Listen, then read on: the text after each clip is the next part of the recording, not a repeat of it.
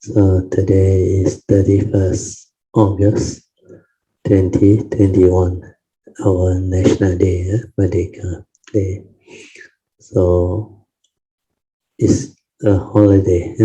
We're supposed to have a holiday. But since most of you are free, we will continue your class. So today, being a Tuesday, we will be continuing from this book, The Essence of Infinite Meaning, Teachings from the Adapted Verse of the Sutras of Infinite Meaning, Wu Liang Yi Jing. We are at page 382. Just relax body and mind. Then make sure you have a stable posture. Then we can have our awareness-based meditation, half an hour. We are off the light. Then you all can proceed with your awareness-based meditation. Always remember, this meditation is to develop awareness within. After we develop the awareness, we're supposed to stabilize it. That's why the word awareness-based meditation. So to develop awareness is very simple. Always remember, the moment you are without thought, you are already aware. The only problem is, how do you have a situation or condition where the thought does not arise? This is the problem of most cultivator and meditator, because they think a lot during the day. Most of the time they are not mindful, not aware. They are not with their inner awareness. They do not know that they have another nature within that is just aware, silent. Then from that nature, all the thought process, thinking arise. If you understand this, then meditation becomes very simple.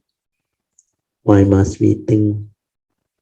Maybe some people say, because we have to live life, we have to interact with people, we have to communicate with people. But then a lot of people, while they are alone, nothing to do, they also think a lot. They don't have to communicate with people or interact with people. They are not driving, nothing. They may be sitting in the office or at home. It's just like you have nothing to do, but you think a lot. So that arises because the mind that is not trained is heedless, think a lot. And they lack the 5 spiritual faculties to let them develop the meditative mind. So without a spiritual faculty, according to the Buddha, the 5 mental hindrance, the opposite 5, arise. That's why they create mind states that will hinder your mind from entering the meditative state of inner peace, inner calmness, and inner awareness. That's the reason why you cannot be in the meditative state. So in formal meditation, we are here to train our mind to have this ability to be aware so that it does not think.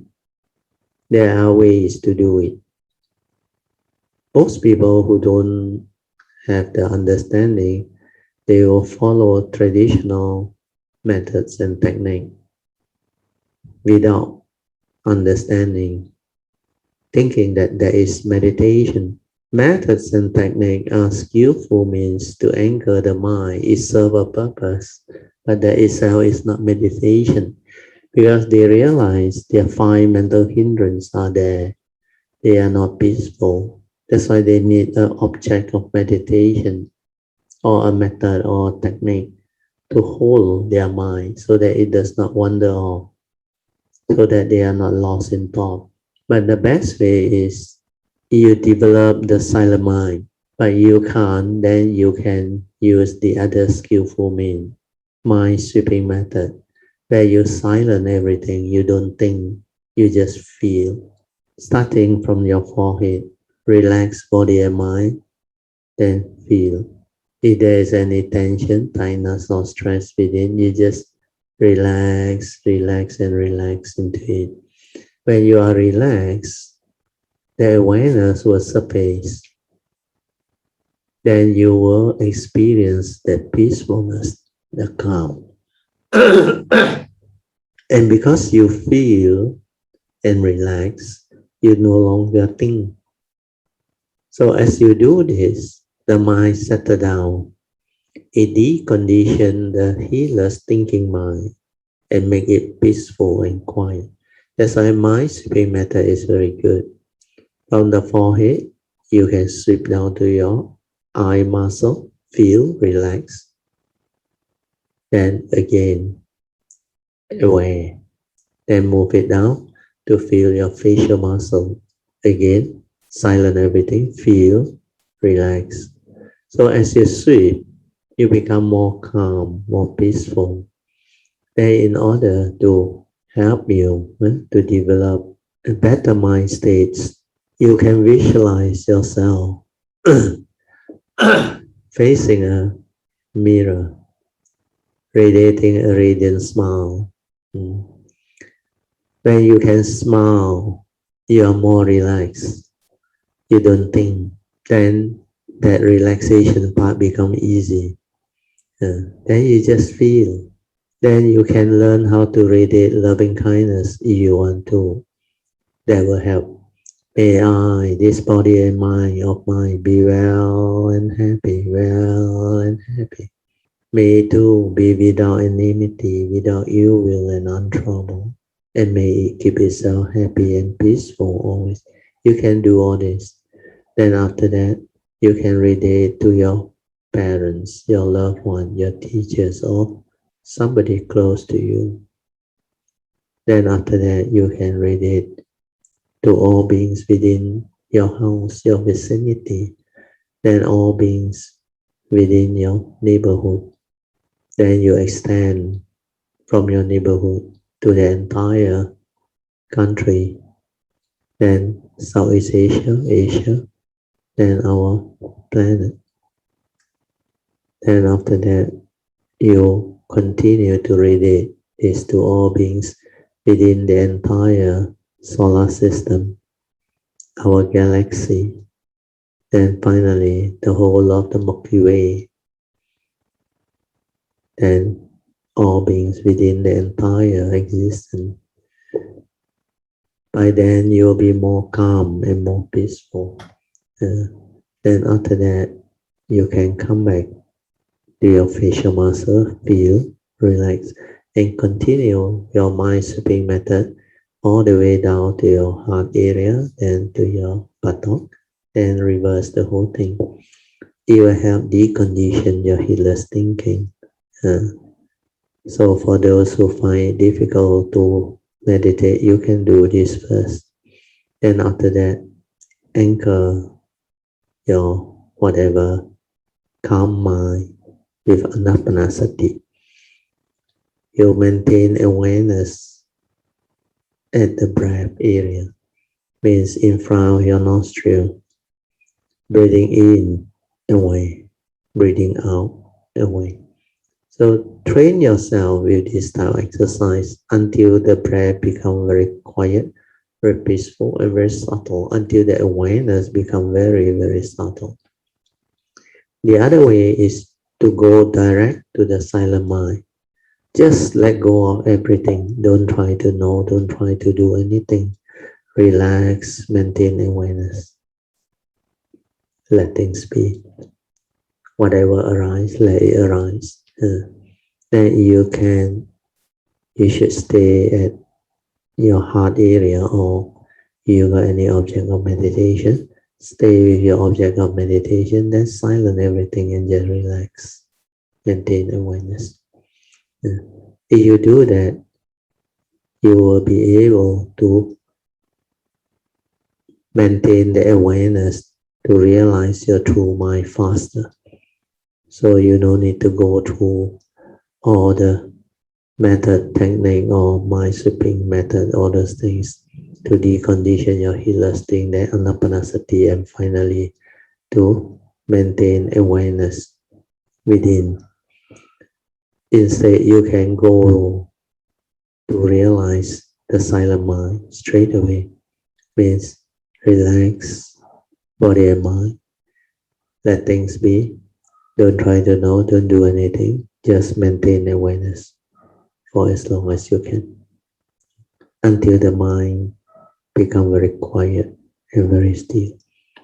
Initially, maybe the thinking, the activity, the whatever contact within your form and mind, this can still arise. Sankara activity can still arise, but let it be. Because as we understand from the teaching, Sabbe Sankara Anicca, Sabbe Sankara Dukkha, Sabbe Dhamma Anatta, Sankara arise and pass away. That's why it's impermanent. So let it be. When you let it be, everything return to normal. Then the thinking mind will start to slow down on its own. When you are patient, then you will experience this slowing down of the thinking process, Sankara activity. Then things become more and more clear, more and more quiet, more and more subtle. Then the awareness starts to develop. Then there is like a switch in consciousness or shift in consciousness. Your consciousness like suddenly become very quiet, still. And then you know your mind has become more quiet. It has slowed down. Then it will become completely still. When your mind is without thought, without any aggregates of mind and completely still, find out who are you, what are you. You will experience something. The awareness nature will manifest, will surface. That is your true mind. That is your silent mind. You're supposed to realize that. Then stabilize it and stay there. Use it to meditate. It's not easy to do that because most people don't understand, because from the awareness nature, it will move into the thinking and the thought process very fast. They are very, very near, because the mundane thinking mind, the aggregates of mind, they arise from that nature. Very fast they arise, because we have a physical body. We have the brain, the memory, the conditioning, the views, the opinion, everything. So thought is respond to memory. So you create thought. Then because of accumulation, this thought become heedless because you lack spiritual faculty. Your mental hindrance are strong. So they create mental activity that can condition you to stir your mind, react. And sometimes all this movement is due to your accumulated phobia, the subconscious and unconscious release. So when you try to meditate, all this will happen. So the ability to maintain awareness, to observe and understand all this is meditation. Okay, so now I will set the alarm for 30 minutes. Then you can continue your meditation. Okay, you can slowly, mindfully come out of the meditation. Try to maintain whatever inner calmness, inner awareness, and inner mindfulness that you have developed for as long as you can. These are the mind states that you need to use to live life, to develop the daily mindfulness, and to stabilize your daily mindfulness so that your heedfulness is very, very stable, so that you are throughout the day mindful, aware, ever mindful, constantly meditative.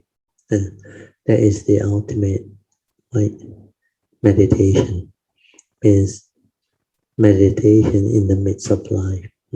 We call it the daily mindfulness. Okay. Now we will turn to page 382. Before we continue, we'll to maybe share with some kilometer that today is Merdeka Day. So it's our Independence Day, National Days. In the early days, it used to have a lot of significance. Here is the day 60 odd years ago, I think 1957, where we gained independence from the British government. So before that, we were a colony.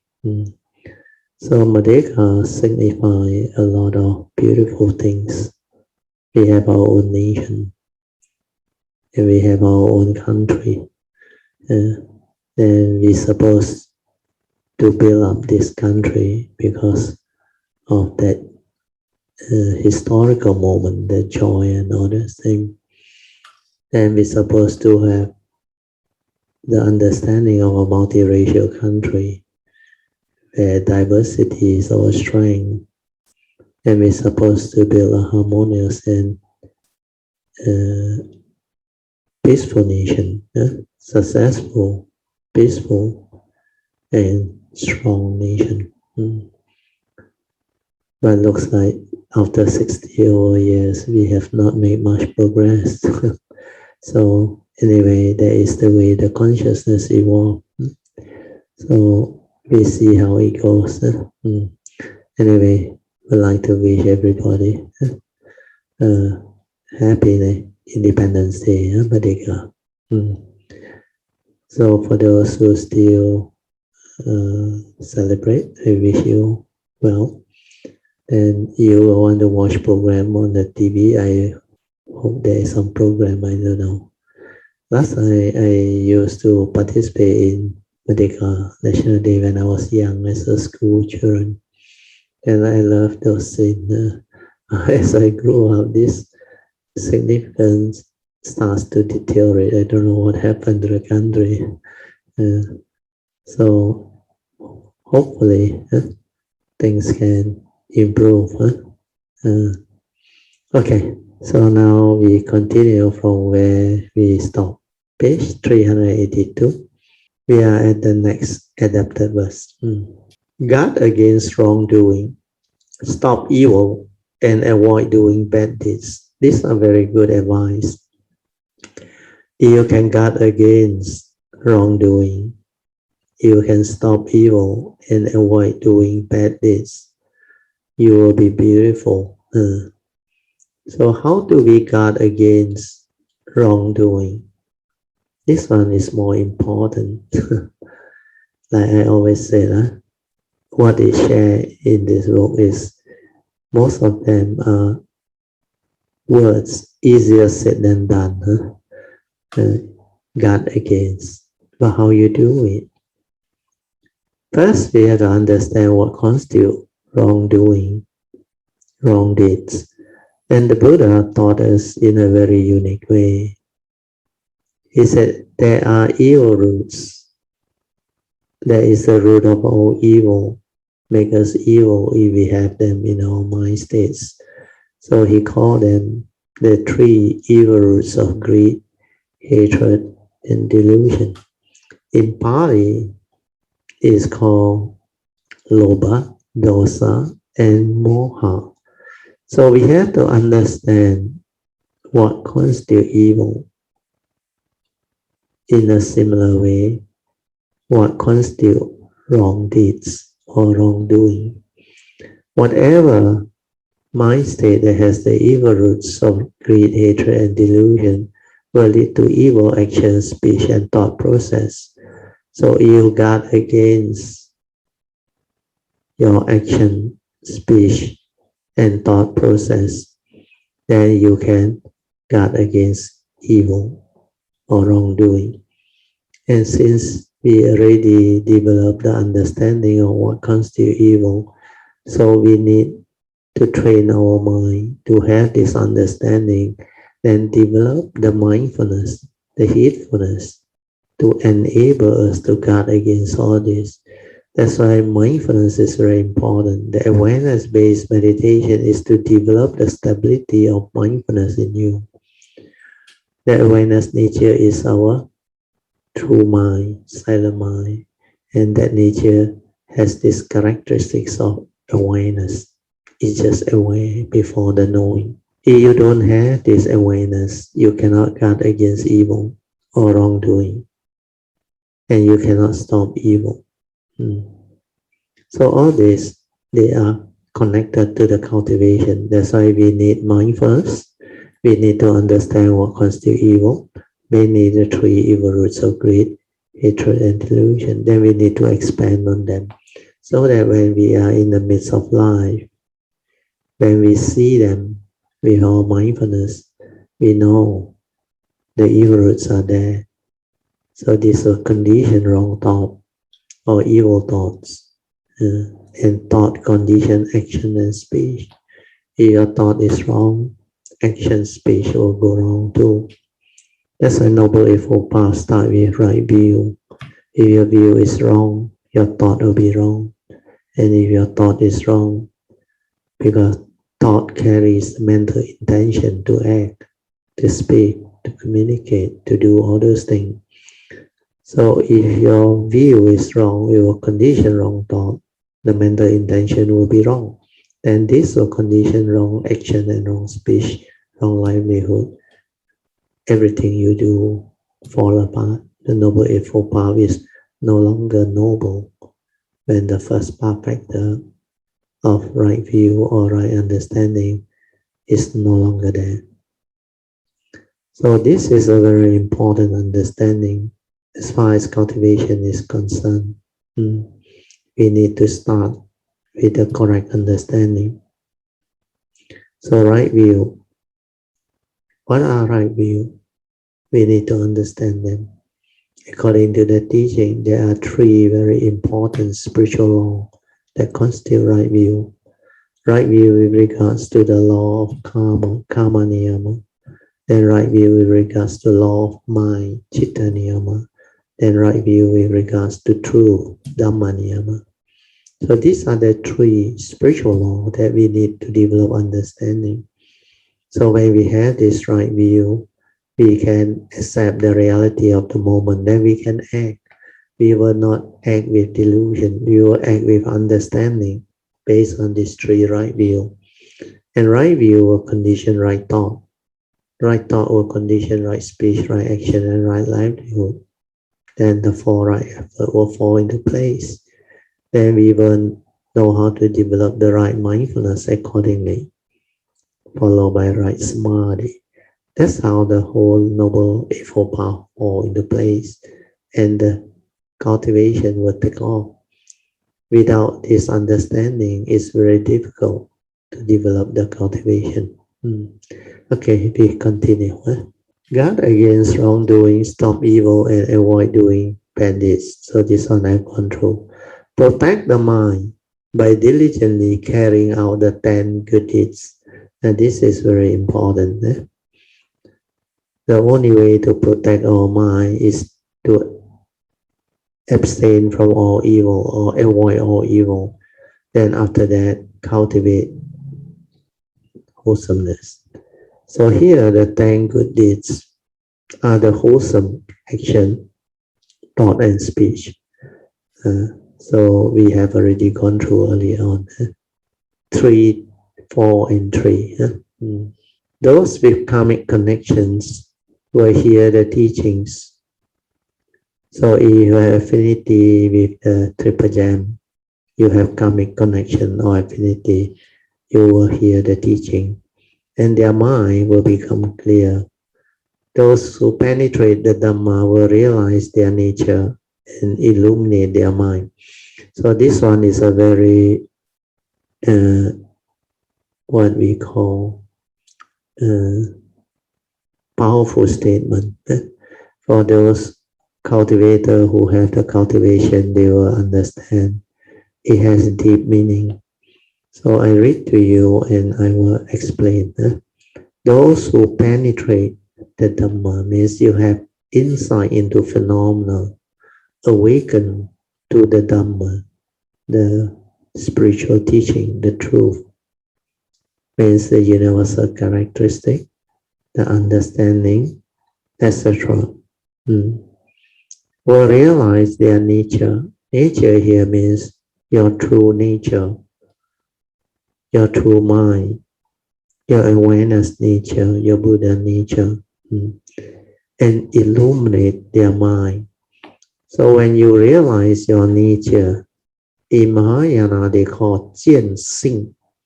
Xing is nature, like Buddha nature, for Xing. So to realize our true nature, the Buddha nature within, is enlightenment. When you realize that nature, you are with the true nature that can have the ultimate understanding, the wisdom, where that one can illuminate our mind, our mundane mind. So the mundane mind, once is illuminated by the wisdom born of that nature, the mundane mind is no longer deluded. The five aggregates of form and mind is no longer deluded. That's why you can say the form and mind is enlightened. But this form and mind is impermanent, dependent, originating, condition arising, causal phenomena, not a permanent unchanging entity. That's why it's not you, but it's connected to your karmic nature, your nature. Where this one is a karmically conditioned form and mind for you to come to this existential world, to live life, to experience life, to go through all the whatever karmic affinity, conditioning, to fulfill our vows and to do what we want to do, to enable us to experience life to the fullest, live life to the fullest, and fulfill our vows, and develop further understanding and perfection. Okay, now we will read on. As we engage in spiritual cultivation, we must always uphold precepts to guard against wrongdoing. So this one has been explained by Sakyamuni Buddha too. Why must we uphold precepts? Because we undertake the training rule not to violate all these precepts, the basic 5 precepts, because violating them constitute wrongdoing, evil action. It will lead to karmic negativity and downfall. That's why the law of karma is very important. According to Lord Buddha, we are all born of our karma, heir to our karma, conditioned and supported by our karma. And we are what we are because of karma. And because of that, we need to understand the importance of karma. If karma plays such a great role in our life, because our entire life depends on it, we are born of it, we inherited everything that we have based on this karmic nature. Then we are conditioned and protected by it. That's why all this understanding will enable us to have a very clear focus that karma is very important because we are born of it and to it, conditions for the right, and we are what we are because of that karmic thing, every moment, every instant. So when we see the great importance of karma, we will have to determine strongly to take care of karma. How do we take care of karma? We have to follow the advice of the Buddha. That's why the very famous advice of the Buddha is Dhammapada verse 183. In Pali, it's always chanted as Sabba Papasa Akaranam, Kusalesa Upasambadan, Sachitta Pariyodapanang, Etang Buddhana Sasana. So this famous verse is very important. The Buddha said, Sabba Papasa, all evil. Sabba is all, evil is Papasa. Akaranam, you have to avoid. Not only avoid evil, all evil you have to avoid. Then kusalesa, kusala is wholesomeness. Upasambadan, wherever there is wholesomeness, goodness, you have to do. When there is condition to do, you have to do. So avoid all evil, do good. Then finally, purify all mind. Sachitta, chitta is mind. Paridapanang, this is the advice of our Buddha. Etang Buddhana Sasana.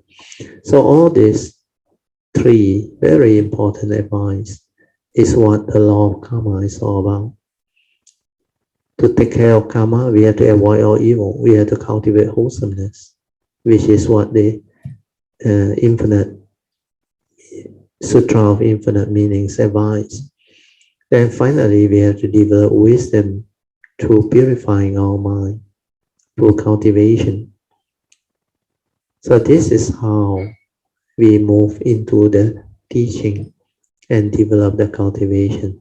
Okay, we will continue from the sutra. As we engage in spiritual cultivation, we must always uphold precepts to guide against wrongdoing and stop evil. When we encounter an opportunity or have the causes and conditions to do good deeds, we must do. We must proactively take advantage of them and do it, so that we can prevent ourselves from committing evil thing or evil transgression. Since external conditions present many traps for us, and our relationship with others are a mix of positive and negative karmic affinity, it is very easy for our mind to fall under negative influence. This is very true. Without the Dhamma, without mindfulness and understanding, all this is going to be a problem. The external influence, external condition, they present many traps for cultivator or for living beings. Because we have relationship with people, with environment, with nature. And there is also a lot of mixed positive and negative karmic conditioning from the past with other beings. So it's very easy for your mind to fall under negative influence if you are not mindful, heedful, and aware. Without Dhamma, you will fall. By safeguarding our mind, we will not easily succumb to unwholesome temptation. This is very true. If we are mindful in dealing with all matter, see, the stress is always on mindfulness, big and small, then we will be able to guard against wrongdoing, stop evil, and avoid doing bad deeds. We can also protect the mind by diligently carrying out the 10 good deeds. As we engage in spiritual practice, we must practice the 10 good deeds, or practicing the 10 good deeds can protect our mind, since giving rise to a good thought destroys an evil thought. When we are speaking kind words, we will not be able to say anything harsh or negative. By the same principle, when we give rise to good thoughts, we will not be giving rise to an evil thought. Therefore, we must always sustain the goodness within our mind in order to protect it. If we can diligently carry out the 10 good deeds every day and manifest goodness in everything we think and do, our mind will not have the opportunity to commit any evil deeds. So this is one of the ways to do it. One way to develop and sustain the goodness of our mind is to draw near to wholesome people. Very true. That's why you need to have appropriate Kayanamitas, Dhamma friends, good Dhamma friends, sincere, true Dhamma friends. Listening to what they say can inspire us. Then naturally what we say will also be good and inspiring to people. I often say every person is a sutra. When we have a good karmic affinity with someone, every word they speak is a Dhamma to us. Those with karmic connection will hear the teaching and their mind will become clear. From this, we can hear or we can see that it is important to constantly form good affinity with sentient beings. That's why you must have affinity with great beings, with the wise, so that we can encourage and motivate each other to walk the path of Dhamma. At the same time, we must constantly apply the teaching to open our hearts. Then we can always maintain clear mind. When we have good affinity with one another, our mind can naturally penetrate the Dhamma. Those who penetrate the Dhamma will realize their nature and illuminate their mind. This is very true and very important. When we realize the state of ultimate truth, we recognize that everything around us is the Dhamma, whether it is a sound we hear or an image we see. Everything can help us to awaken. Even the buzzing of insects or the chirpings of birds can allow us to awaken and realize our true nature. This is very true. Nature's phenomena, vibration and all those things. Okay, so we are still early, 9:50. We will read on the next adaptive verse. With deep and still contemplation, we must reflect on and examine our own mind. So the emphasis is with deep and still contemplation means the silent mind, the tranquil mind. We must reflect on and examine our own mind at every moment, means mindfully developing the awareness within. Then every thought will lead us towards clarity. By sustaining a proper mindset and following discipline, our every thought will be pure and free of delusion. Then in every place, we will feel peaceful and at ease. This is naturally true. Deep and still contemplation refers to a state where our mind are pure and clear and our thoughts are not scattered and does not waver. So what is this mind? This is the meditative mind. This is your true mind, your silent mind. That's why to have this tranquility of mind, pure, clear, and peaceful mind that is always in samadhi, not scattered, and do not waver. That's why you must develop the 5 spiritual faculty so that you are in the meditative state all the time, constantly aware, ever mindful. When our mind are pure and undefiled, we can attain tranquility and clarity with vows as vast as the universe. This is the Bodhisattva's mind. To enter into this state, we need to reflect on and examine our own mind at every moment. So, in order to realize this enlightenment state, you need to be ever mindful, constantly meditative, to cultivate, to awaken, so that the wisdom can be there to enable you to have this mind state throughout the day. So what is stated here is very true.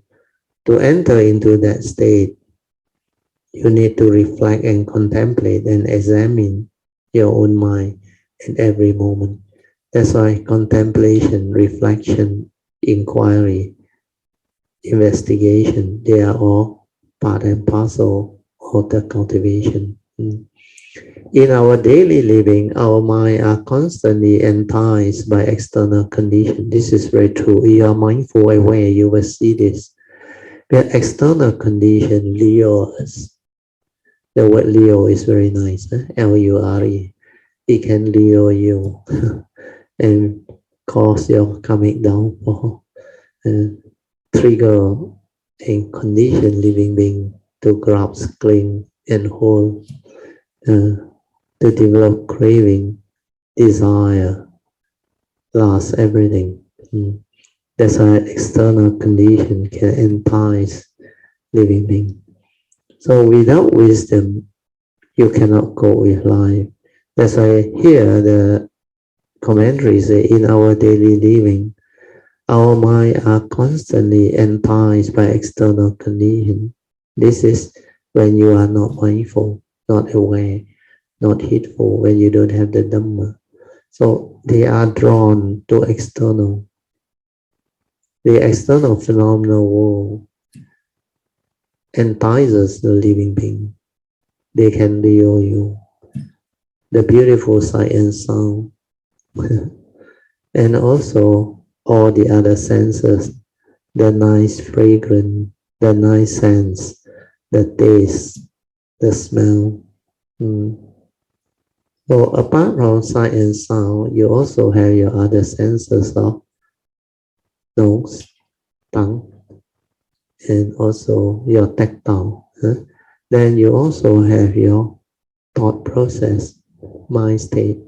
So all this, they have the external sense data. So external sense data for the mind is your memory. Then every moment of consciousness also you recall. Then you create more and more thinking, concording.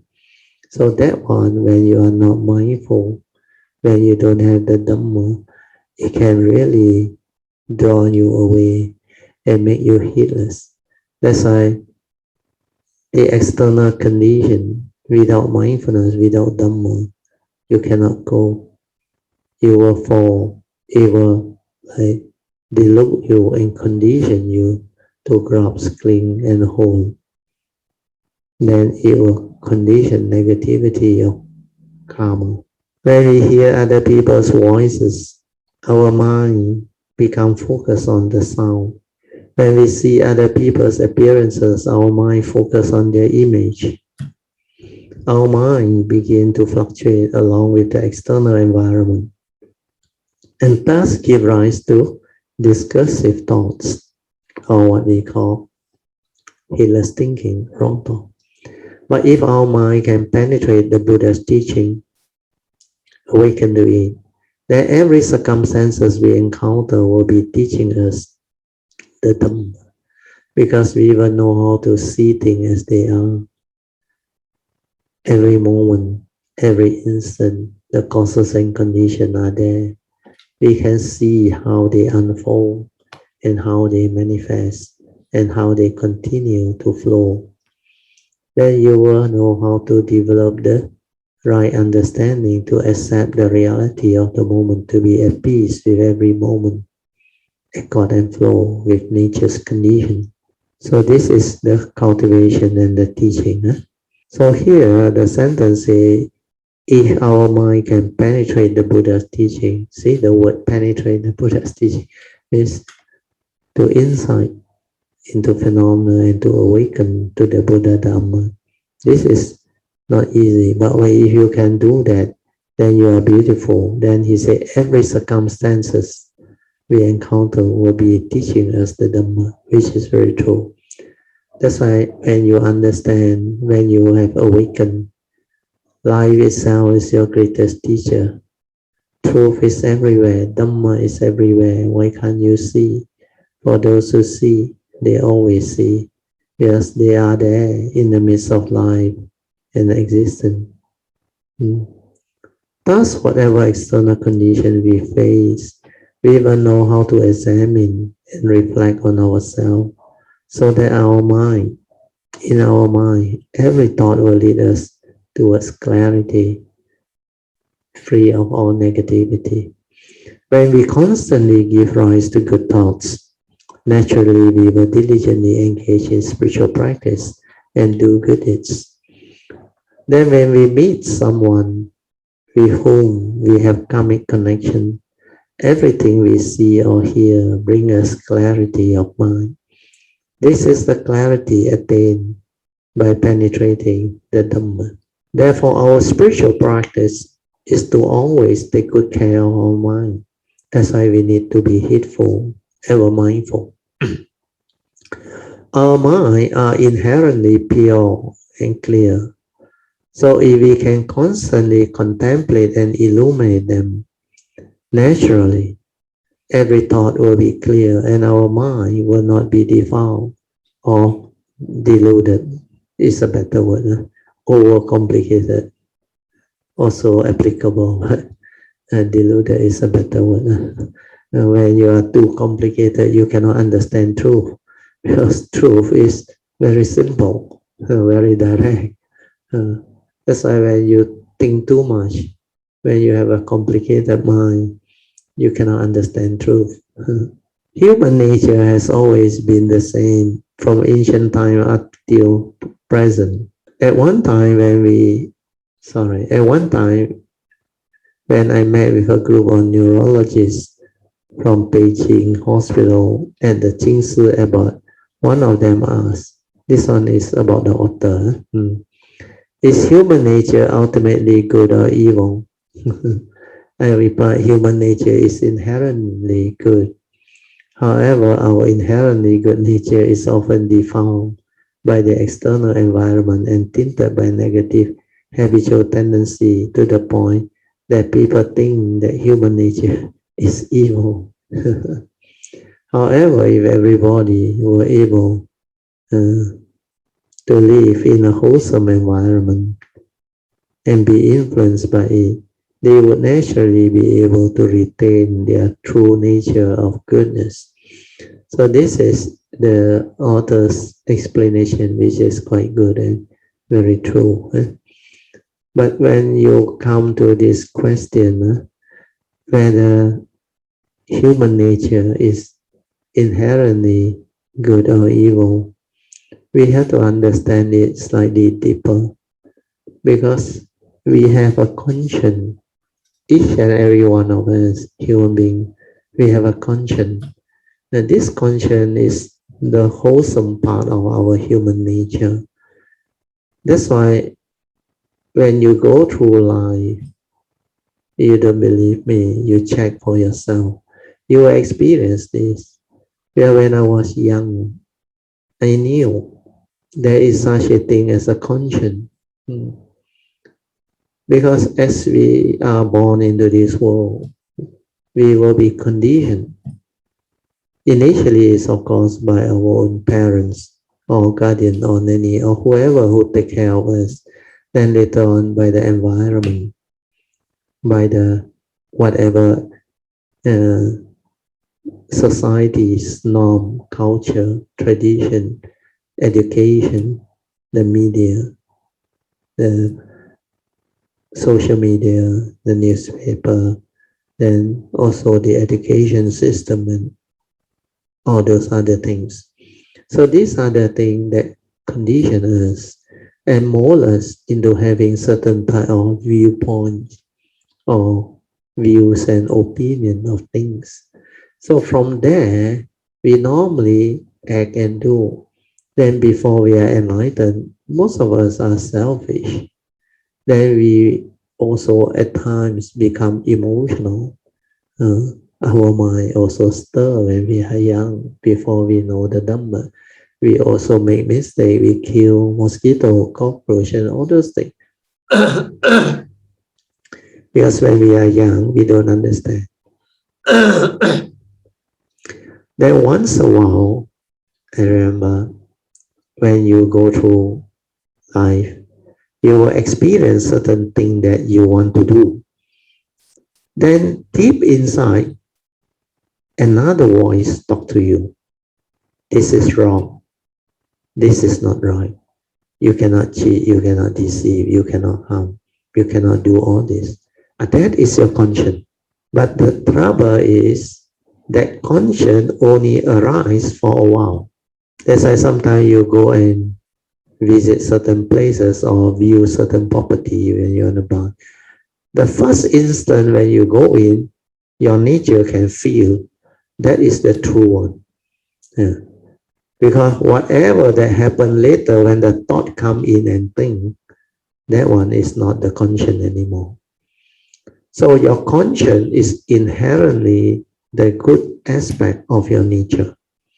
So each and every one of us have a conscience. And that conscience is with most of us. That's why certain type of negativity or whatever evil, without wrong thought, without wrong view, without the influence of conditioning, that conscience will protect you. But most people's conscience are already clouded by their delusion, their ignorance, their conditioning, their views, their opinion, and their belief system. So that's the reason why a lot of people are confused when people say, human being by nature, you are good. That is the meaning. By nature, you are good means you have a good conscience. But if you were to see the reality of life and existence, you look at society, you look at all the living beings, you realize that is not the case. Almost majority of the human beings, they are not good, they are not wholesome. They have a lot of cunningness, deceitfulness. They have a lot of envy, jealousy, motive behind. And they are very selfish, most of them.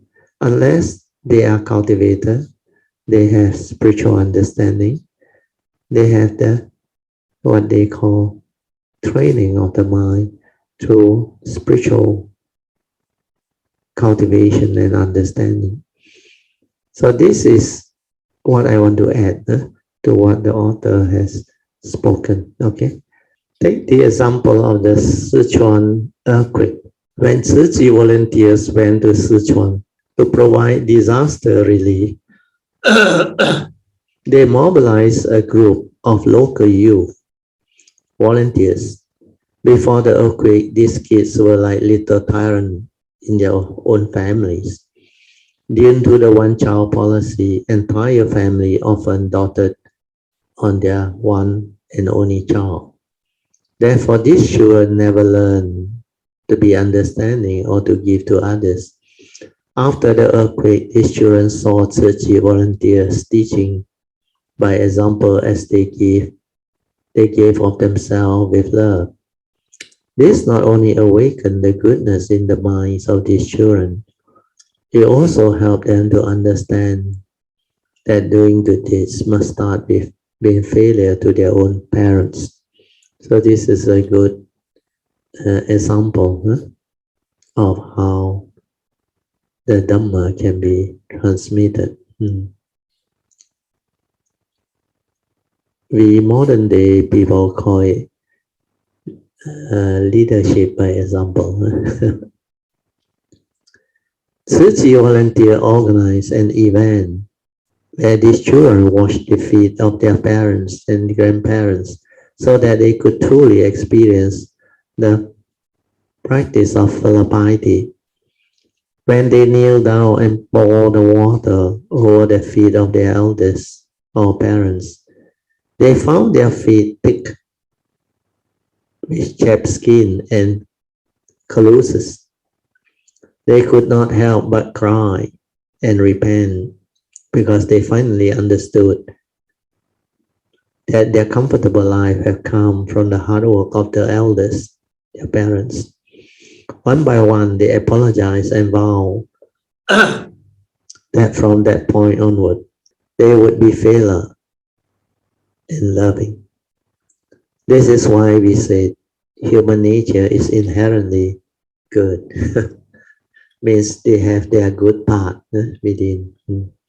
It is simply that we are so easily influenced and enticed by external conditions that we move in the opposite direction.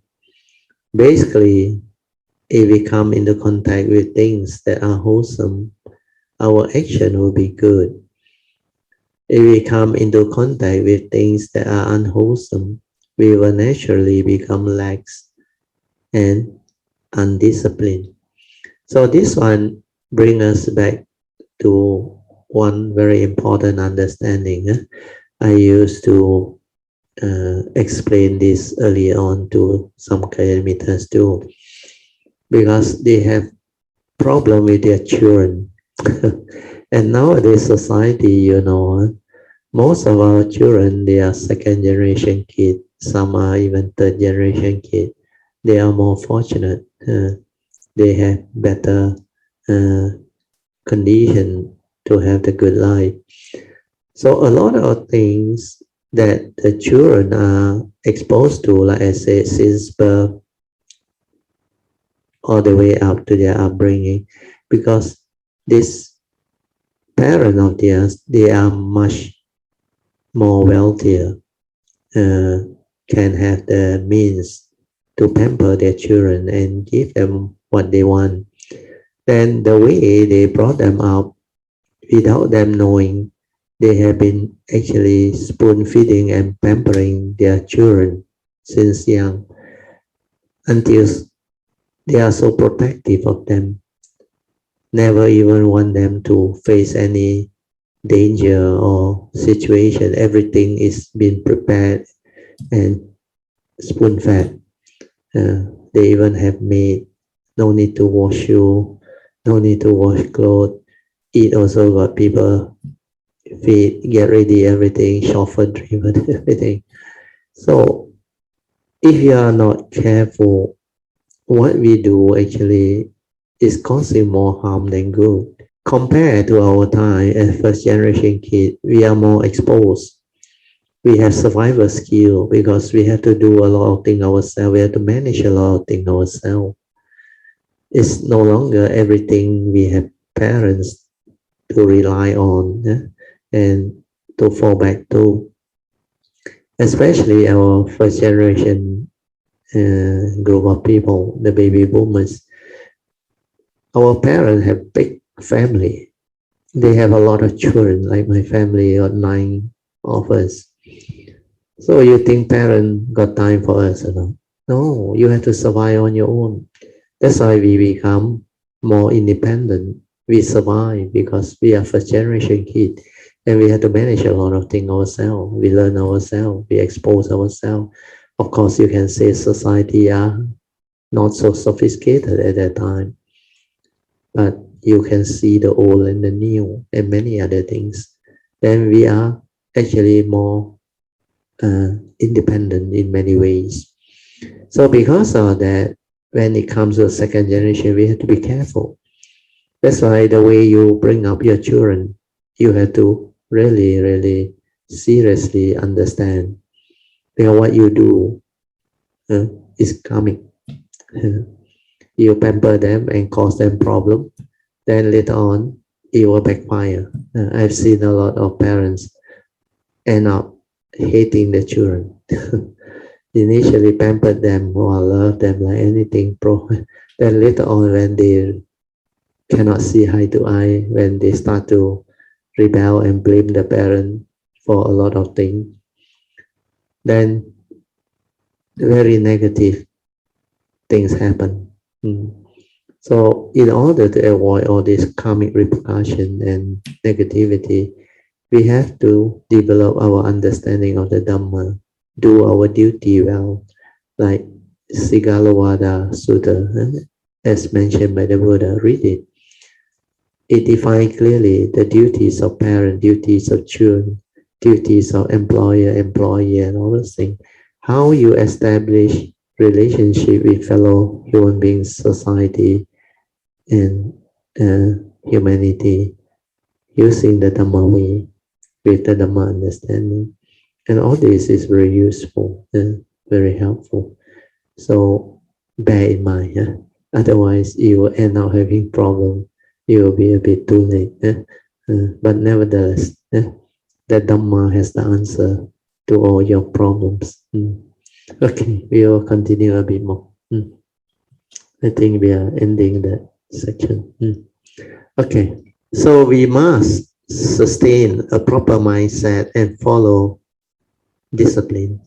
If our mind are properly orientated, oriented, properly oriented, and we always abide by the rules, then our every thought will be pure and free of delusion. Delusion arises from lack of clarity and understanding. As a result of this delusion, ordinary being becomes distinguished. Ordinary being cannot distinguish between right and wrong. So we allow our inherently pure and good nature to be guided by unwholesome influence. But if the mind is free of delusion, then in every place we will feel peaceful and at ease. So this one is very easy to understand. If you are free of delusion means you are enlightened. So definitely your mind is different. Everywhere you go, in every place, you will feel peaceful and at ease.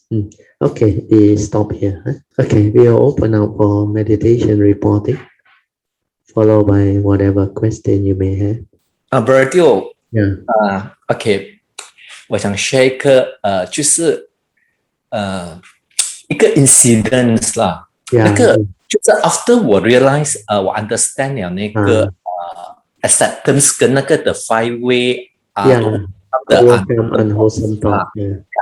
The next day 就有一个就有一个 case， 就我有一个顾客的 staff 他就打电话给我，就是他来问我那个 advice，but because 那个不是我们的那个 job scope 里面，so then 他突然间这样打来，又讲的不是很清楚，很乱，所以我就慢慢的听去 advise 他，他知道我 not clear，then 他又一直很像很不耐烦，哇，又一直讲，他就一直在讲， then 我就 OK。Actually， 他是因为他的老板有3间小型的工厂，2间3个月他去 apply MIDI， 他拿到了 approval， 所以第3间他去 apply 的时候 ，then 他 receive 那个 reply 是讲要去 apply 另外一个 license，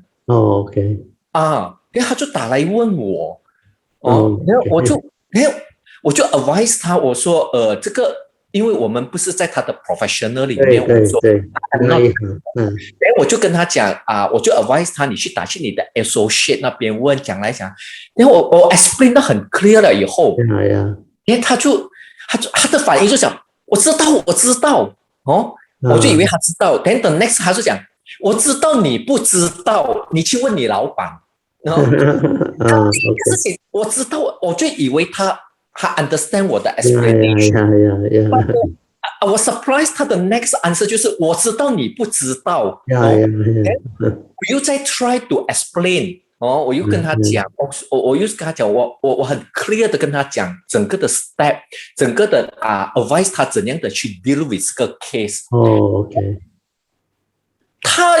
我又以为他知道，然后他又 reply 讲我知道，然后又 same 又讲我知道你不知道，你去问你的老板。然后过后我下一个 moment 我就讲 OK， 我就 accept 他讲好，我帮你去问，就整个 incident 就整个就 set 得到了。对，that should be the way。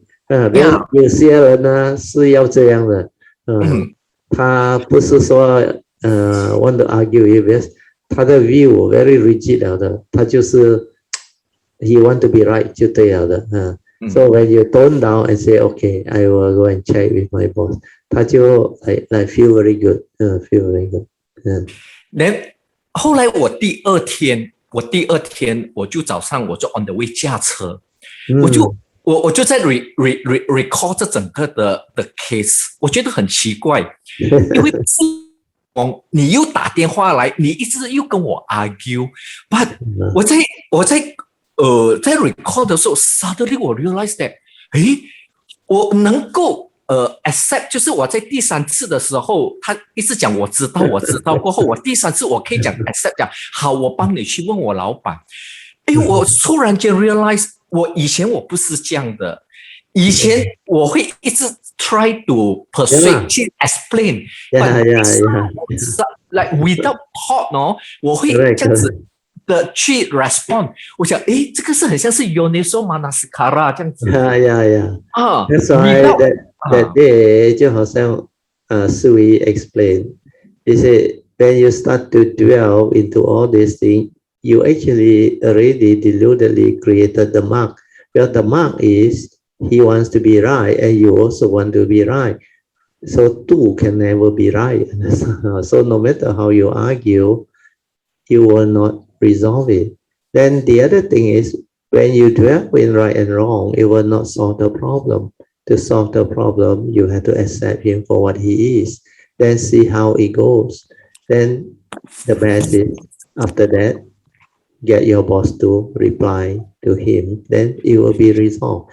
Well, your boss will know how to answer in a very clear-cut manner because it's like you say, it's not in your scope because your field is not this. They should go to their association, their whatever business they are in. The association will know where to actually go and get right, appropriate professional to actually attend to all this. Sometimes the association also help to clear for the members. So these are what we call application of Dhamma in daily life. So the Yoniso Manasikara that you want to understand is, if it's there, it will prompt you straight away.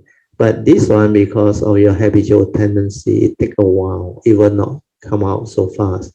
So luckily, in this particular case, after you have contemplated, reflected, then you have better understanding. So at least now you realize you have changed. Last time you will try your very best to explain until the cow come home. But now at least you suddenly, after one or two try, you realize, okay, you accept him for what he wants and tell him, I will check with my boss. Then immediately the thing resolved, turned down. But this one is mundane activity to resolve mundane issue.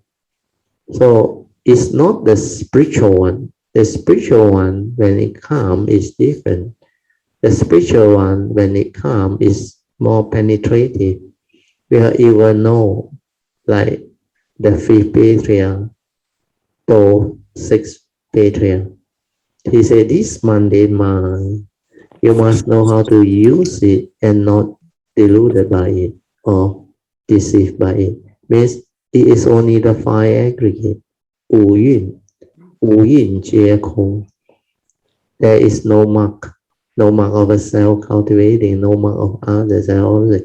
So you know it is for the conditioned world. The conditioned Dhamma has right and wrong, has all these things. So you will know how to act. Then the action is different. The egoic mind is no more there. It's no more about you, me, everyone. You will tend to have more goodness, more wholesomeness, more virtue. Then you will smile to him and talk to him. And like, oh, okay. I understand what you want. Thank you. So these are Noble Eightfold Paths. You just apply them because it is the conditioned world. Conditioned world has this conditioned Dhamma. You have to apply Noble Eightfold Path to resolve things amicably. But the Dhamma understanding, where the Yoniso Manasikara is, that one free your mind from attachment, clinging, grasping, holding, involvement in all these worldly things. So that one is the Dhamma aspect. So Yoniso Manasikara is the wisdom that arises, the whatever wisdom that you have reflected, contemplated, and developed through the Dhamma cultivation. That one was surfaced. That sometimes it surfaces in different way. Sankara Nichang, Sankara Dukkang, Dhamma Anatta. Then like my daughter, he understand these are mark. And when you dwell in mark, you will create dwelling here and there. Then you will create mark of this and that, rigidity of view, the belief system, That's how argument, conflict, misunderstanding arise. So when you hold on to a mark, you hold on to a self, you hold on to others, you hold on to right and wrong, duality, everything. Then when you dwell with situation, that is where your mind dwell. You fix there and you get yourself involved and entangled. But when you have this uniso manasikara, you will know how to attend to all this following Noble Eightfold Path. That's why Noble Eightfold Path is very important. Right view leading to right thought, right speech, right action. All this need training. You need to polish them up.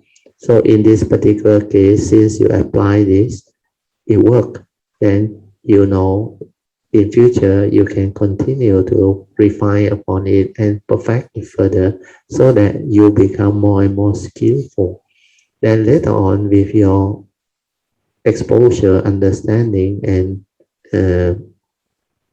skill, you will know how to resolve all this very, very beautifully.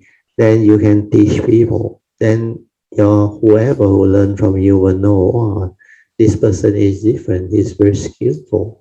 Just like last time when I was in my career work environment, my staff like me, my approach. He said, they know it. Even my classmate, he know. Everything that he faced, big problem cannot resolve, he will call me in. Then I will help him look at it, and I will resolve it. So this is how Dhamma can be applicable to life. Yoniso Manasikara is the Dhamma aspect. The worldly Dhamma, mundane Dhamma, is the conditioned world. And that one you also will have the understanding because you apply Noble Eightfold Path. The Noble Eightfold Path exists within the conditioned world. But within the unconditioned, like the Heart Sutra say, in true emptiness, Four Noble Truths also don't have. Hey, no you, hey, no me, no old age, no birth, no sickness, and no death, nothing. All this, they don't exist. But the conditioned Dhamma, it exists because this is what we call mundane, conditioned world, the conditioned Dhamma. So these two aspects, you are starting to develop the clarity. And slowly, slowly, you can actually become very different. So sadhu to you, so slowly you are going into all this. 然后过后我又在 record 的时候，那个它的里面一个 understanding 讲，它就 arise 讲 view， 所以就刚才你的那个 explanation 就它那个里面那个 understanding 就讲 view 出来，就知道我们两个都在不一样的 view 里面。Yeah, they both also want to be right. You have your own view of what this thing is, but to you, it's not your scope.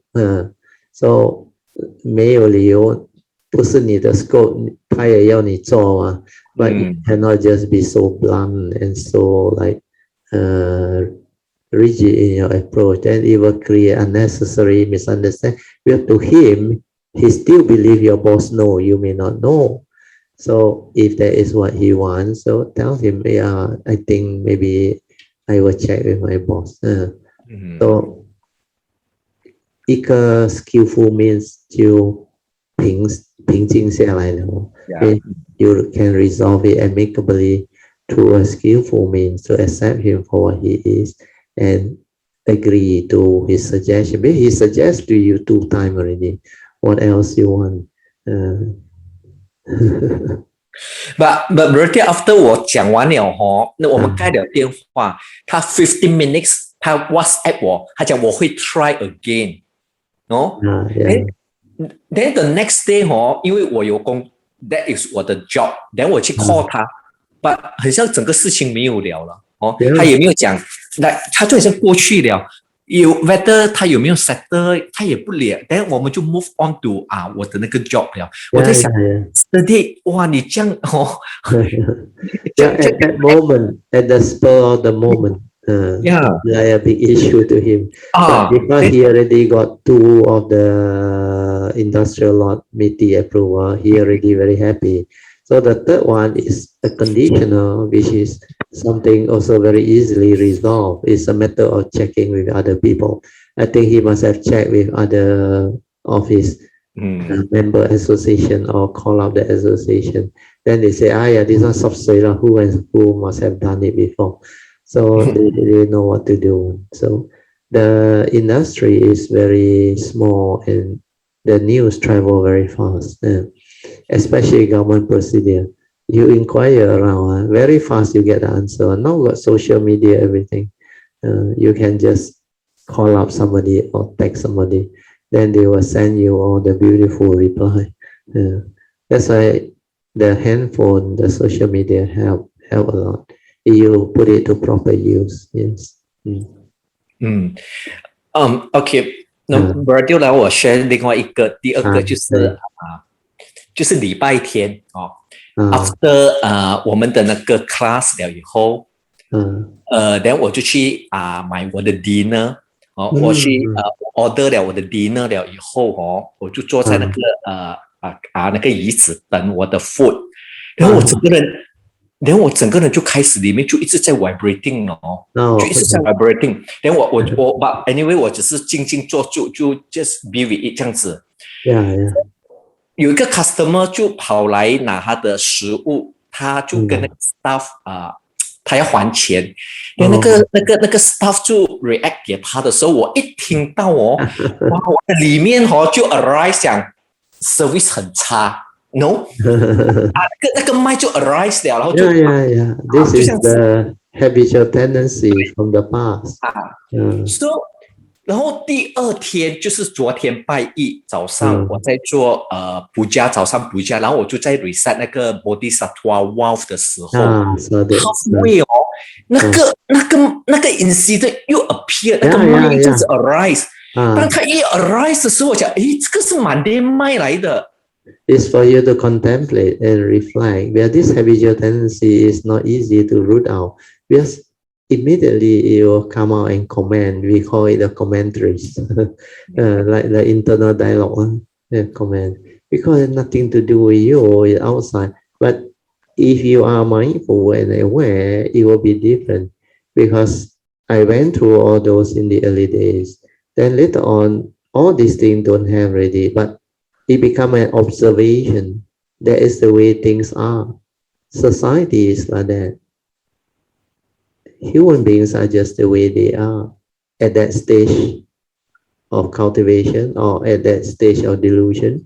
They will have this type of misunderstanding, and all this will unfold in front of you for you to see, so that you understand different living beings at different stage of maybe mental development or conditioning. They will do that type of thing.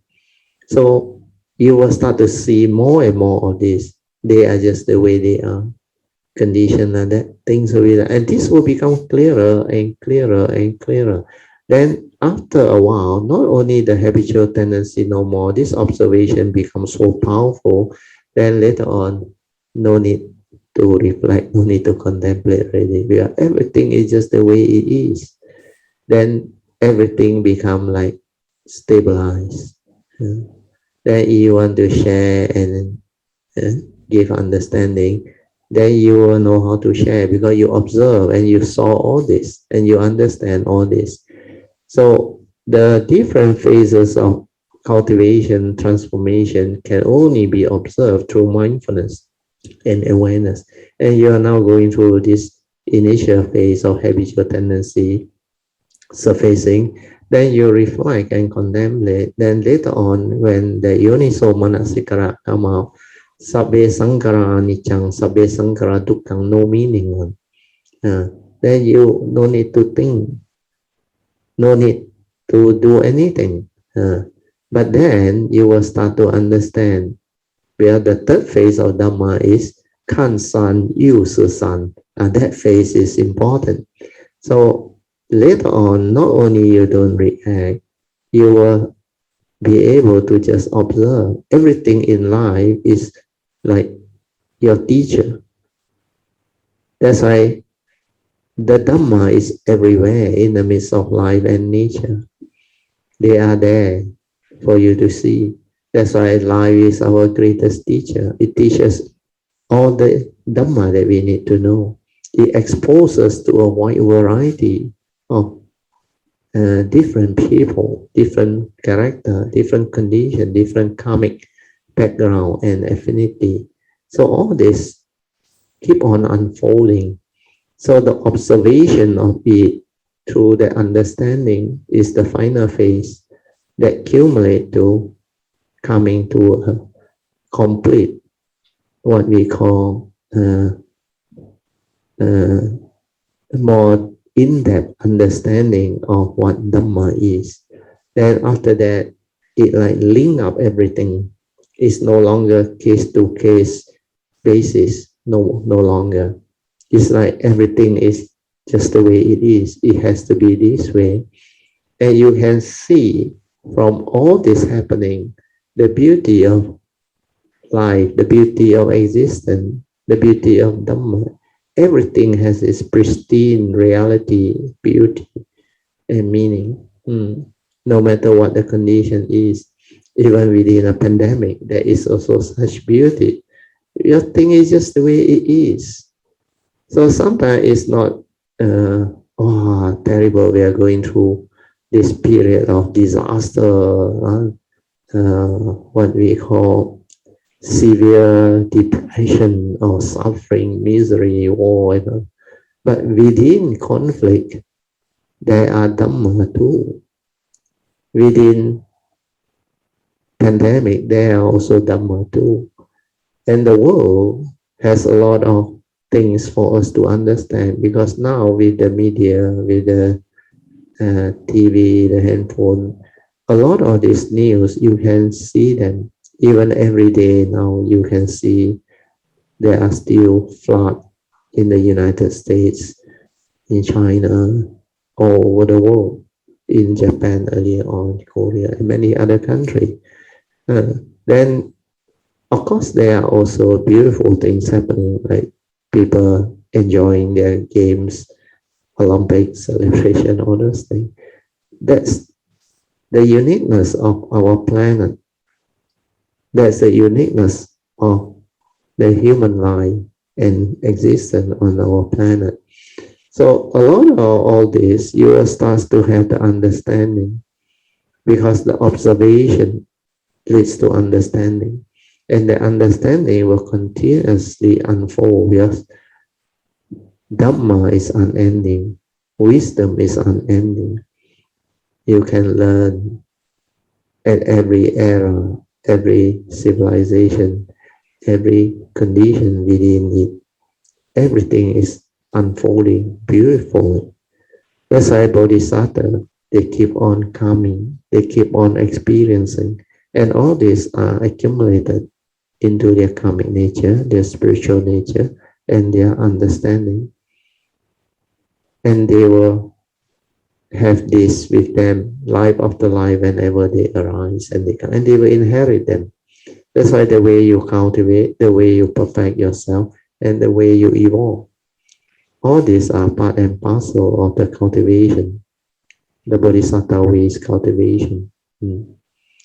So all this, you will start to get yourself exposed, and you will understand much deeper as cultivation progresses, as you evolve more and more. OK， Berarti 我有一个问题问 Berarti 那个 Sankara arise 哦，它是一个 image 来的。Sankara 是 mundane mind 来的，你 mundane mind 还没有 collapse 的时候是 a lot of image 很 a lot of image 很 then 它是 very gross one。为什么你要知道？因为 Sankara, when you are mindful and aware, you can be aware of its movement and manifestation. That one is more important. Because before the mundane mind collapse, I remember, it's very easy to be mindful of them. And you can be ever mindful throughout the day. The mundane mind very easy to develop mindfulness on. So you just let it be and cultivate until the daily mindfulness very stable. What is it that you want to understand when you ask that question? 因为不是对，因为我坐在那个店的前面的时候哦，那个当我其实我这样子静静看住那个staff 的时候，那个 comment arise， 我好像有一个东西这样 arise 上来。Oh, when you talk about that. No, that one is in your forehead there. There is an image, yes, laterally inverted. You can see that is very good because that one need a lot of mindfulness. I remember that one, later part of my cultivation after 1989, I remember when my mindfulness very stable that time. I see it very often. Then I saw and I knew it's only an image. At that time, my mundane mind haven't collapsed. Then it's only an image. That's why I can teach you all the bullock cart analogy. I said, it's only an image. How real can it be? You remember the bullock cart analogy? Externally, the parts, when they come together, they form the bullock cart. Then because it can perform a function, you give it a name and a concept, then the bullock cart exists, arise already. But is it real? Like the Buddha said, take the parts away. Then the bullock cart is gone. Where these are dependent originating, condition arising, cause of phenomenon. So externally, physically, it's already not so real. Where these are all the parts that come together. When the parts is no more there, it ceases to be. That's why it's condition arising. Then after that, how do you know it's a bullock cart?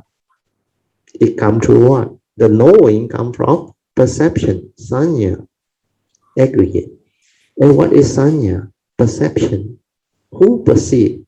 The mundane mind perceive. Then I saw in the forehead there the image. That's why I can share with you all.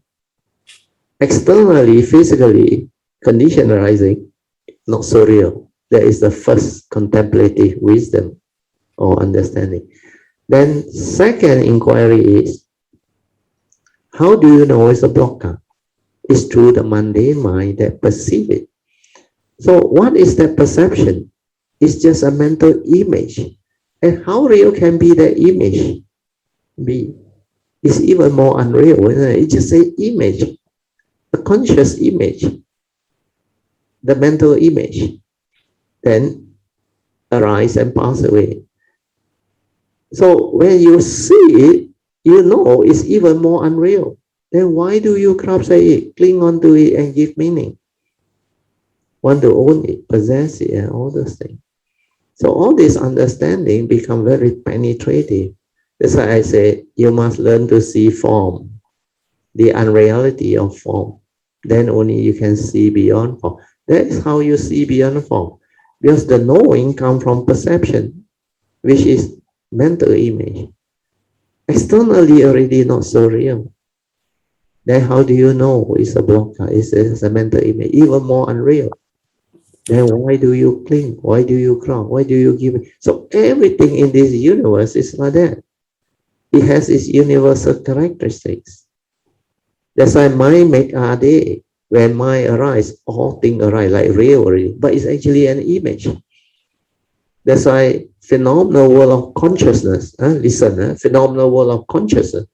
How real can consciousness be? As real it can be, it's only the moment. That moment, split second is dead and gone, split second is dead and gone. It's just an image. That's why the phenomenal world of consciousness is empty, no reality. Everything is just suchness, the way it is.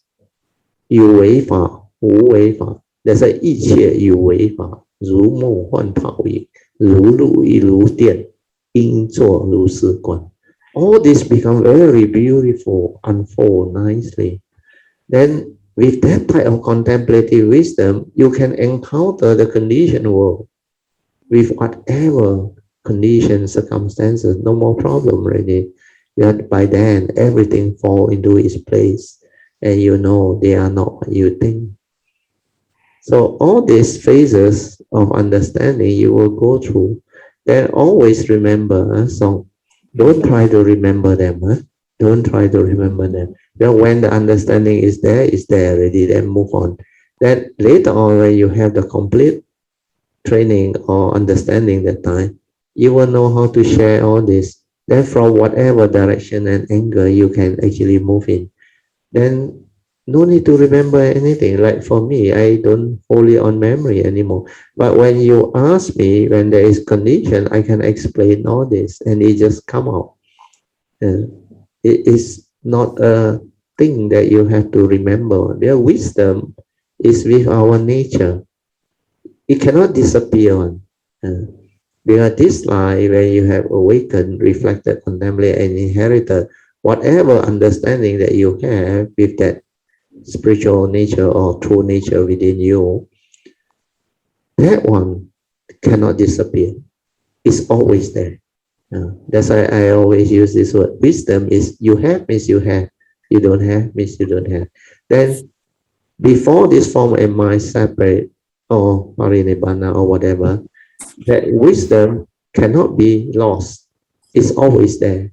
I don't even want to use the word forgotten because it's not in the memory. It's an understanding that the nature has. And the understanding is from that nature. That's why straight from the heart it come out. The sharing and all these teachings, it flow. It just flow. So all this later on, as you go deeper and deeper and more transform in your cultivation, you will end up with all this understanding. Then you will understand what I meant, all this sharing and all those things. That's why luckily today one is also recorded. So it will be very useful for cultivator later on as they reach the phases of cultivation. But these are the progressive transformation, and everyone is different. Everyone's movement and approach is different. It depends on who that cultivator is and what are the conditions behind. Some they move differently. For you, you move according to what you are already destined to be. That's why all these movements are there. And you can also witness all Kayamita, they are different. In fact, all of you are very different. That's why each and every one of you, you have your own past, your own conditioning, your own maybe causes and conditions behind. So all these are unfolding and you can see them. Some you may think they are slow, but no, when the time comes, they move very fast. So all this, they can just unfold and become very beautiful, where this is part and parcel of nature's phenomena, nature's condition. Everything is just the way it is, very beautiful. Okay. So, okay. Yeah. Yeah. Good evening, Bratil. Yes. We hear you loud and clear, Sadhu. It's actually regarding it's from Sunday's talk. Yeah, that one very good. Sunday's talk was very good. Brother Song was doing his sharing. Yeah. And then there's one part where you have the Bodhidharma. Yeah. Hello. Yes, can hear you. Yeah, loud and clear. Yeah. Okay, then Bratil was explaining to Brother Song regarding the Bodhidharma and the second patriarch. Yeah, second patriarch. Waker, right? Yeah, Waker. So the incident when it comes to this part where because Bodhidharma refused to teach him, and he Bodhidharma says not until the snow turns red. Yeah. So I remember you say he chopped off his hand. Yeah. And in the incident, after the incident, Bodhidharma said that he has the resolve to learn the Dharma. Yes. So when I heard the word resolve, Brother Teo, it was like a lightning strike, Brother Teo. My heart beat so strongly, and of course, the tears came, Brother Teo. I can understand because you have done this before and you have this ability. That one is a very powerful one because when you have that, you actually can become beautiful and you can actually cultivate beautifully because that resolve is very important. I also have that. Oh, I can just do it. I can just whatever sacrifice. No problem. I can just do it. Yeah, it was so strong, Brother. The Yeah, word just like strike me. Wow, really. Wow. That one really kaulat. Yeah. And it's a very, very wholesome thing, very beautiful thing that your nature has. Then as the story goes further, you were saying that Bodhidharma decided to give him a new name. Yeah, Huike, yes. Huike. Ayo, Brother Teo, it's like the dam broke. I cried and cried. Wow, sadhu. Really, the dam broke. Yeah. I cried so hard that I couldn't hear what you were saying. Wow, sadhu. And I used up so much tissue. Wow, sadhu. Yeah, I wonderful. really can't understand what happened, right? Yeah. It's from your past. It is definitely from the past because yeah. You know my Mandarin is like almost zero, and not so good. whatever I learn is mainly from the English books that I read. Yeah. You know, and then because this was in the afternoon. Yes. The lesson was in the afternoon. Yeah. So at night, when I did my usual religious routine, sadhu. I knew that something has changed, Pratio. Definitely. The way I do my chanting was totally different, Pratio. It was so solemn. Yeah. So slow. Sadhu. Pronouncing every word and meaning every word, right? Yes. From the understanding behind. Sadhu. When you start from Namo Pansi Sijia Moni until the end, Yeah. Sadhu. Totally different. Rejoice. Yeah, from your past, very strong. Wow, that's why when it come back, when it hit, it move very fast. Sadhu. And I thought that was the end of it, Bertio. Not yet. Still got a lot more. The next day itself, for the morning religious routine. But I always do it quite late. When I started the chanting, it still continue like last night. Very slow, very solemn. And when I did my Bodhisattva vows, the second phrase where we chant that the understand what do you call it, to endure and severe over section. No. The aspiration. The aspiration. It just slipped my mind. Where you chant, where we have to chant the Dharma. Starting from Rupang Anicca. Yeah, the right view or thing. Yeah. Right Dharma understanding. Right Dharma understanding. So normally I will translate that in English because I feel that I understand better. Yes. So when I come to that part, I was going to chant in English, but something prompted me, Bertio. A voice prompted me, Bertio. It's a male voice. It says chant in Pali. Sadhu. So I started Rupang Anicang.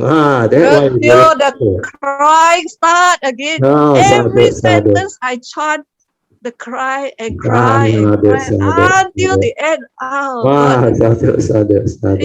It was a real release. I don't know how to explain it. It's like every word is my nature can understand. Sadhu, so deep a meaning, yes, that's why that nature will know, and that nature with that voice, that calm, has affinity with people, and that one is starting to move. That's why your whole past is going to come back to you, and you are going to move. And when you move, you will move very fast. Sadhu to you. Wow, TJ. For the last 2 months that I've been doing my Bodhisattva vows, I always chant in English. Where this part, except that occasion. I don't know. It's something just prompted me. Chant in Pali. Yes, it's the male voice. Yeah, that's the funny thing. I can say it's a male voice. Yes, you will know because very clear one, very distinct. Very distinct. When the message come, is very clear, very distinct. So after that, when it comes to the four basic vows, there was how to say very meaningful. Very meaningful. Yeah.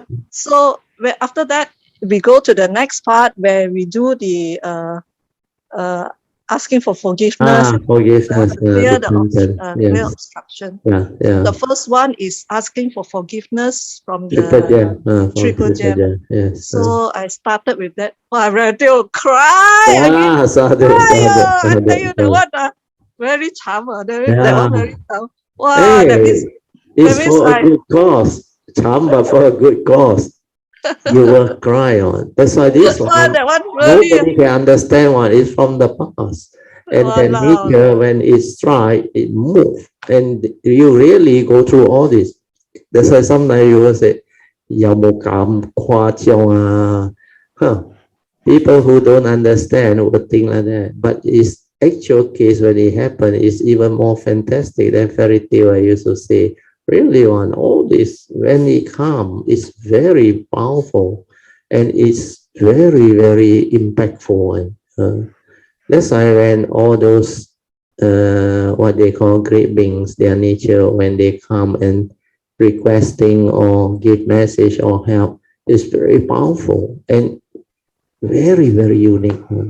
And it really moves you on because the message that came is so clear. Then your inner nature will move. So sadhu to you. The other thing before I forget, I want you to understand why he asked you to chant in Pali. Because this Pali word very, very beautiful. There is from Sakyamuni's lineage, the Pali lineage.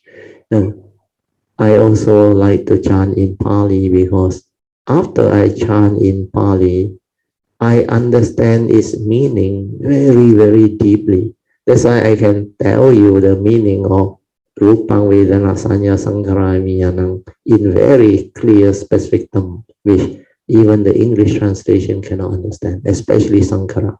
And the 5 aggregate of form and mind, the 2 aspects of it. No book has really mentioned it or explained it in that way. Most of them only got it until the first aspect, human being. And the 5 Rupa Vedana Sanya Sankaramiyanam, they only have this thing. Then the second aspect within the mind, mental, I haven't heard of any, even textbook or what, I haven't heard. And the meaning after you chant, the Rupang is very clear one. That's why I remember during the early days when I was chanting it, Rupang Anicang. The whole understanding of what Rupang is, all aspect of Rupang is really Anicang. Then Vedana also same. Sanya also same. Sankara also same. The whole understanding of the aggregate one and consciousness also same. So it has its vibration and power within. That's why when you chant in Pali is different. Then when you recite in English, I don't know, maybe English language is not a spiritual language. I find a lot of things missing one. The English word doesn't have that impact, the impactful nature of what that Pali teaching is. So remember to chant the Pali, because when you chant with the faith and the understanding, like what you have gone through, it will go in. And when it go in after your cultivation, you will understand it very, very differently, very clearly, very, very clearly. Then when you reflect and contemplate, there is so much joy. Everything is like for you to see, rupang anicang, rupang everywhere. The external phenomenal world is all rupang. Then the mental rupang is all rupang. All these are rupang. Then the Vedana, the aggregate of Vedana is everywhere. Every mundane mind manifestation, there is this feeling. Then the pure feeling, which is without craving one, without grasping one, pure feeling. That one, after you transform and awaken, then you will know the feeling that is without delusion and craving one, the pure feeling, non-grasping one. That one you will come to understand, which is very beautiful. Then the Sankhara part also same, the Sanya part also same, then the consciousness part, Vijnana also same. All this will unfold and become very beautiful. So sadhu, to you, PG. Wow, wonderful. Luckily you share, sadhu. When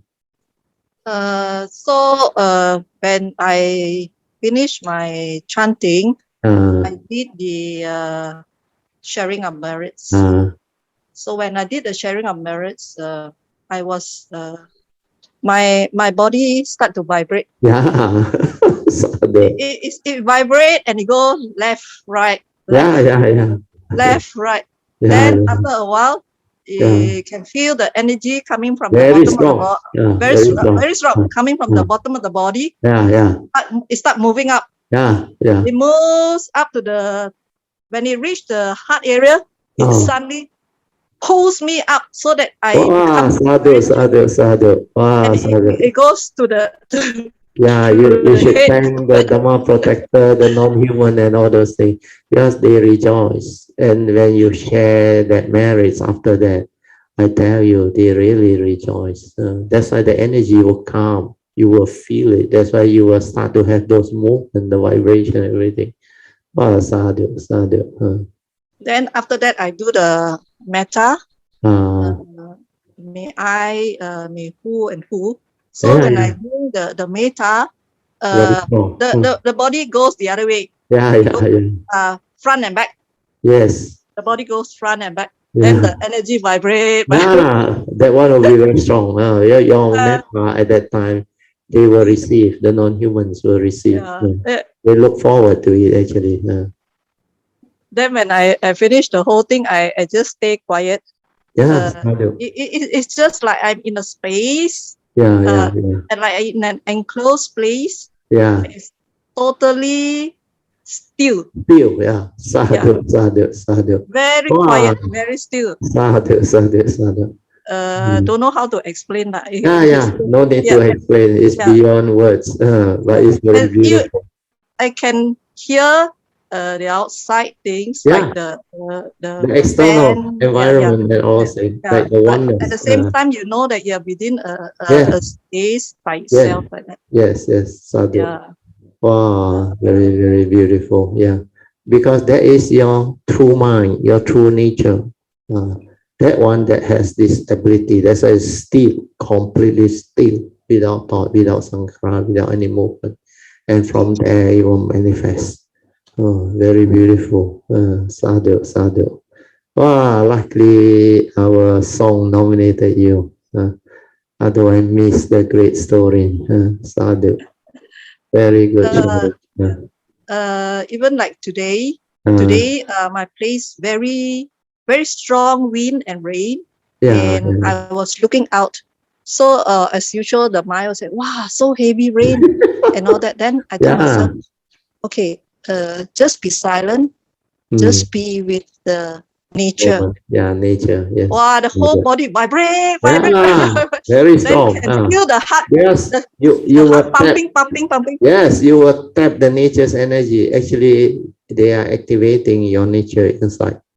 And with this, you continue your cultivation. Within 3 to 6 months, you become very different. Your mindfulness, everything become very different. You will transform very fast. And your nature inside there, it will be like awakened. Yeah, this is the triggering of process, which is very powerful and very important. Yeah, this is from your past, your affinity and all those things. Oh, sadhu. Wonderful. Yeah. Actually, when on the Sunday, when all this happened, since I don't understand what is happening, so I tell myself, just let things be. Let things be. Like Bharatiya always says, no need to know. Part of the way. Just let it be. So I just let things be. Because when the time comes, hopefully the understanding will come by itself. That condition arise, it will unfold. That's why song will nominate you and you will report. And the way you report, everything turn out very beautiful. And the way I listen and understand it, that's why I can explain all this to you, which is very, very beautiful. Really sadhu to you, PG. Let us all together rejoice. Sadhu, sadhu, sadhu. Wow, congratulations, PG. Oh, my nature rejoice. Sadhu. I just like to say kanan to you, Brother Teo. No, sadhu. Thank you so much for always your guiding, your guidance and blessings too. Sadhu.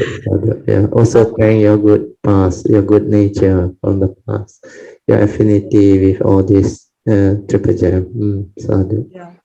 Very good. Don't know what to say, Brother Teo. It's okay. So it's so unexpected. Unexpected and very beautiful. That's the way it will unfold. That's why when it comes, it's very, very phenomenal. And people don't understand all this. Yeah, this is what Dhamma is all about. Cultivation is all about. When it unfolds, it really unfolds. Very, very phenomenal. Sadhu. Okay, thank you so much, PJ.